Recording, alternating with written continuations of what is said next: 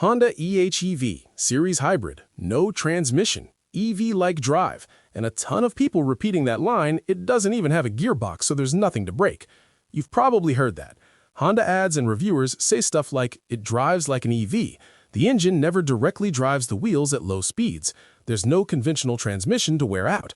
But if you actually plan to own one of these for 10 to 15 years, you need to know, is that just a clever marketing line, or is there really no transmission?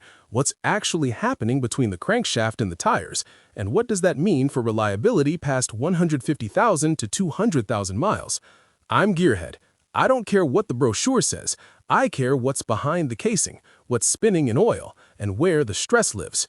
If you want that level of clarity before betting your money on a transmissionless hybrid, make sure you're subscribed. This is exactly where buzzwords and engineering reality split. Let's deep dive Honda's eHEV system, what it actually is, how it moves the car, and whether no transmission really means less to brake. First, what does Honda mean by eHEV? You'll find eHEV in the Accord Hybrid, CR-V Hybrid, the recent generation Civic Hybrid, the Jazz and Fit Hybrid, the HR-V Hybrid, and other global models. Under the hood, eHEV is a two-motor hybrid system with a 2-liter or similar Atkinson-cycle gasoline engine, a generator motor connected to the engine, a traction motor connected to the wheels, a single fixed-ratio gear and clutch to link the engine directly to the wheels at higher speeds, and a battery pack acting as a buffer. Crucially, for a lot of driving, the engine does not drive the wheels directly. It spins the generator, which makes electricity, which feeds the traction motor. That's why people call it an EV with a generator, and it's why Honda marketing and reviewers say things like, no conventional transmission. But no conventional transmission is not the same as no transmission at all. You still need a way to multiply torque, match engine speed's road speed when it is directly connected, transmit drive motor torque to the wheels, and manage direction for forward and reverse. So what did Honda actually build? Let's walk through the 3 main modes of eHEV: EV drive, hybrid drive or series mode, and engine drive or direct mode. 1. EV drive for low speeds and light loads. At low speeds, in stop and go, or under light load, if the battery has enough charge, the car can shut the engine off, use the traction motor alone to drive the wheels, and pull energy directly from the battery. In this mode, yes, there is no transmission in the classic sense.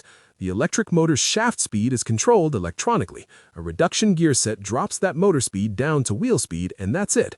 One gear, essentially, just like most EVs. Direction, meaning forward versus reverse, is just motor rotation direction. This is the simplest and cleanest mode. Almost nothing complicated here, just an electric drive unit and a differential. 2. Hybrid drive or series mode, the main eHEV trick. This is where eHEV spends a huge amount of its time in city and mixed driving. In hybrid drive, the engine turns on and is locked to the generator motor. The generator motor produces electricity. That electricity goes to the traction motor to drive the wheels and/or the battery pack to store surplus energy. The wheels are entirely driven by the traction motor. The engine's only job is to spin the generator at the RPM the system wants. Important point. At this stage, there is still no mechanical connection between the engine and the wheels. None. Torque to the wheels is all electromagnetic from the traction motor. So again, no multi-gear transmission, just engine to generator to electrons to traction motor to reduction gear to wheels. The ratio between engine RPM and wheel RPM is decided by software, not by a gearbox. The engine can sit at 2,000 RPM while the car is doing 20 miles per hour or 60 miles per hour because it's just feeding power into the system. This is what people mean when they say no transmission for this big chunk of the driving envelope. There's no traditional gear-shifting hardware deciding engine speed versus wheel speed. 3. Engine drive or direct mode, where the no transmission story cracks. At higher steady speeds, like a highway cruise, constantly running as a pure series hybrid is not the most efficient option. Why? Because every conversion, engine to generator to inverter to motor to wheels, loses a bit of energy as heat. Even with good components, generator efficiency is never 100%. The inverter and motor have losses, and battery in and out incurs some losses if used. On the highway, you can run a gasoline engine pretty efficiently just by mechanically linking it to the wheels at the right RPM. That's what a regular car in a manual or automatic does. Honda knew this.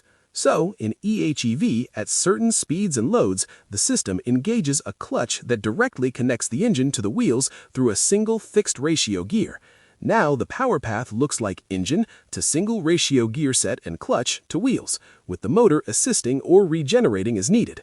This is engine drive mode, and this is where the no transmission story cracks.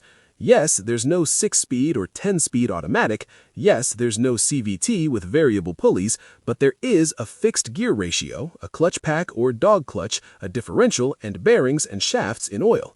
That is a type of transmission. It just has one mechanical ratio instead of many. To be completely accurate, you'd say Honda eHEV has no conventional multi-gear transmission, one fixed mechanical gear ratio and clutch for direct drive, and a whole lot of electronic power electronics doing the rest. So yeah, simpler than a stepped automatic or belt CVT, but not literally nothing to break. From an engineering standpoint, here's what's interesting. In EV and hybrid series modes, the traction motor and its reduction gears are doing the driving. The engine is decoupled and only spins the generator when needed. In engine drive direct mode, a clutch engages. Engine torque goes straight through a gear set to the wheels. The motor can add or subtract torque for assist or regen as needed. So where does this put us on reliability?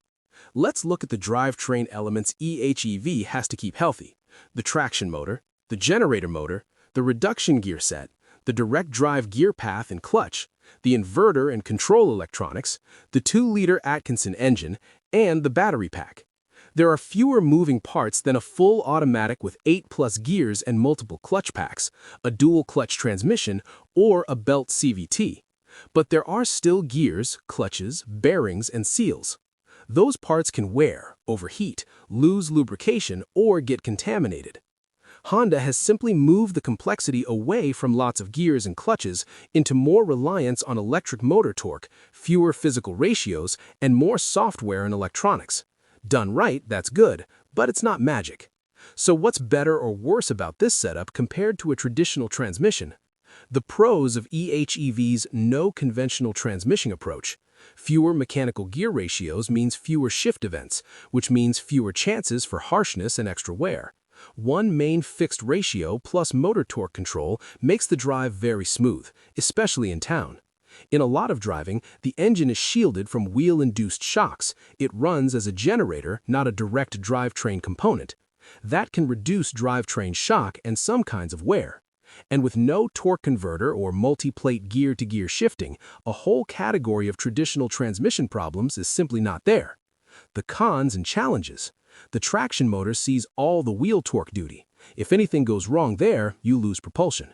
In a Toyota power split system, the engine and motor share the work differently. The direct drive clutch and gear have to be very well designed for NVH, noise, vibration, and harshness, and durability, since they'll be engaged for long stretches at highway speeds. If they're undersized or poorly cooled, they're a potential future failure point.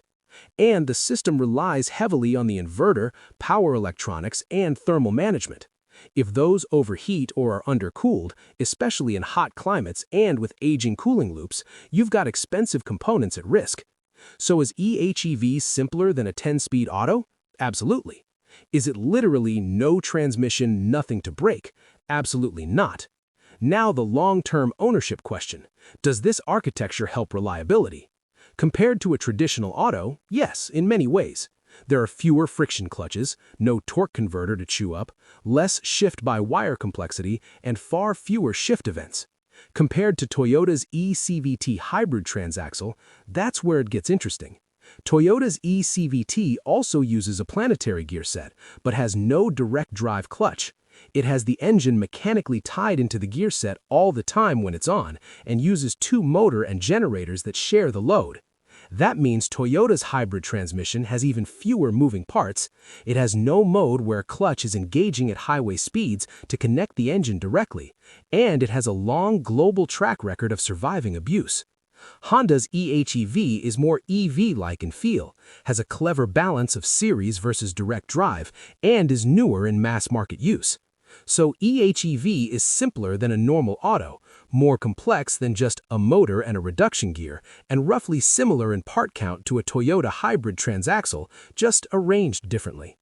In terms of future wear, over 10 to 15 years, you need to watch motor and generator bearings and insulation because heat and contamination kill these. The direct drive clutch for smooth engagement and no flare or slip at high load. Coolant loops for the engine and power electronics because hybrids hate bad cooling. And battery health, meaning cycling and heat management. Why does Honda push no transmission so hard then? Because from a user experience and marketing perspective, it's a simple story. No shifting, no hunting for gears, no traditional transmission fluid changes. Nothing to break is a neat soundbite. From a mechanical perspective, the honest version is no multi-gear traditional automatic, one simple gear path and clutch with lots of work done by electric motors. There are still gears, still a clutch, still bearings, still fluid. They just live in a different box. If you buy eHEV thinking you've eliminated the need for any care on the drivetrain, you're setting yourself up for disappointment. It's robust, but not immune to abuse. So is eHEV a good design? From an engineer's perspective, yes, it's actually clever. It uses the engine mainly in its most efficient regions. It gives you EV-like smoothness at low speed. It switches to direct drive at high speed. It reduces the amount of heavy, complex shifting hardware. And it leans on electric torque where it shines, in starts and low-speed work. Is it better than Toyota's power split eCVT? Depends on what better means. For EV-like drive feel and marketing, eHEV has an edge. For a long-term durability track record at 300,000 miles, Toyota still has a huge head start. For mechanical simplicity in the gearbox area, both dump a lot of traditional transmission complexity. Toyota arguably goes even further. Bottom line, Honda's eHEV is not a gimmick, it's real engineering, and no conventional transmission is mostly true. But don't confuse that with literally no transmission parts. There's still a fixed gear, a clutch, a differential, and a whole electric drive unit doing the job a conventional gearbox used to do. So if you're shopping for a Civic, Accord, or CR-V hybrid, and someone says, yeah, but it has no transmission, nothing to break, now you know that's only half true. It's simpler and in many ways more robust than an old 5-speed automatic, but it's still a machine that needs cooling, needs clean fluid, has moving parts, and will not be immortal if you abuse it or neglect it. If this helped you see through the no transmission line and actually understand what eHEV is doing between the engine and wheels, make sure you're subscribed. Next, I'm going to compare this Honda setup directly to Toyota's power split eCVT for long-term ownership, same cars, same miles, same kind of use, so you can decide which hybrid architecture you actually want to live with for 200,000 plus miles. I'm GearHead. Every drivetrain has a story. And together, we're going to decode the ones everyone calls new tech before age and miles start telling you the real story.